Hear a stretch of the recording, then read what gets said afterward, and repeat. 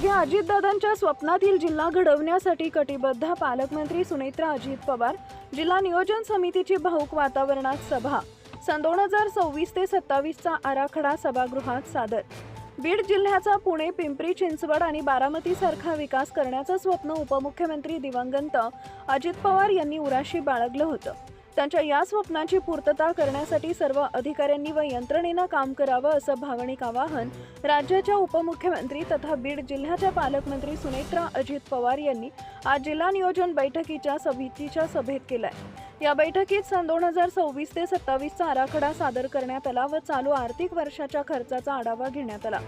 चालू आर्थिक वर्षात 575 कोटींचा नियतव्यय प्राप्त असून यातील 556 कोटी 41 लक्ष रुपयांच्या कामांना प्रशासकीय मान्यता देण्यात आली आहे। आज दूरदृश्य प्रणालीद्वारे झालेल्या या बैठकीस पर्यावरण व वातावरणीय बदल मंत्री पंकजा मुंडे, आमदार सुरेश धस, नमिता मुंदडा यांची मुंबईतून, तर खासदार बजरंग सोनवणे, आमदार धनंजय मुंडे, प्रकाश सोळंके, संदीप क्षीरसागर आदींची प्रमुख उपस्थिती होती।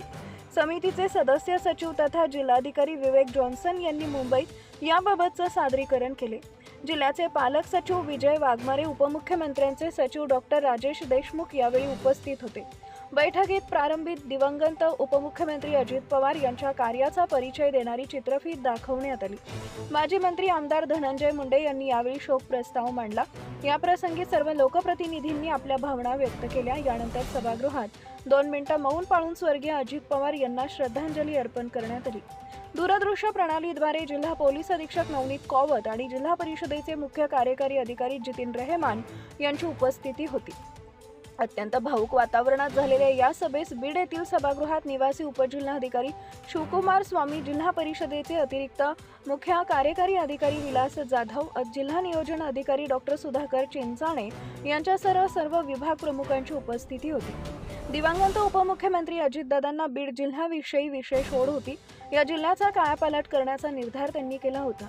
जिल्ह्याचा विकास करण्याचं त्यांचं ते स्वप्न पूर्ण करण्यासाठी अधिकाऱ्यांनी एकदिलानं आणि प्रामाणिकपणे काम करावं असं आवाहन उपमुख्यमंत्री तथा पालकमंत्री सुनेत्रा पवार यांनी याप्रसंगी केले। त्यांची विकासगंगा समाजातील प्रत्येक घटकांपर्यंत पोहोचवण्याचं स्वप्न पूर्ण करणं हीच त्यांना खरी श्रद्धांजली ठरेल असं त्या म्हणाल्या।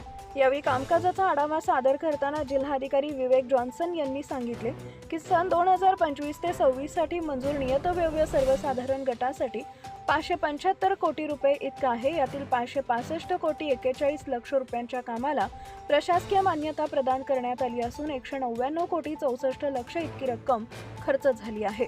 हे प्रमाण नियतव्ययाच्या 34.72% इतके आहे। अनुसूचित जाती योजनेअंतर्गत 129 कोटी नियतव्यय असून प्रशासकीय मान्यता 81 कोटी 57 लक्ष आहे। हे प्रमाण 52.20% इतके आहे।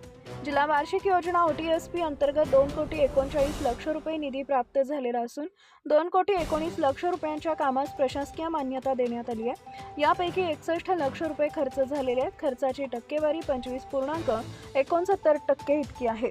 या बैठकीत सन 2026 ते 27 चा प्रारूप आराखडा सादर करण्यात आला। सदर नियोजन विभागामार्फत 481 कोटी 62 लक्ष कमाल आर्थिक नियतव्यय निर्धारित करून दिलाय। त्यानुसार आराखडा नियोजन करण्यात आला असून तो बैठकीत आज सादर झाला। यानंतर जिल्ह्याच्या वतीनं दुपारी मुख्यमंत्र्यांच्या अध्यक्षतेखाली झालेल्या राज्यस्तर बैठकीत तो सादर करण्यात आला। यात अतिरिक्त निधीची मागणी जिल्हा नियोजन समितीनं केली आहे। Subscribe now and press the bell icon. Never miss an update.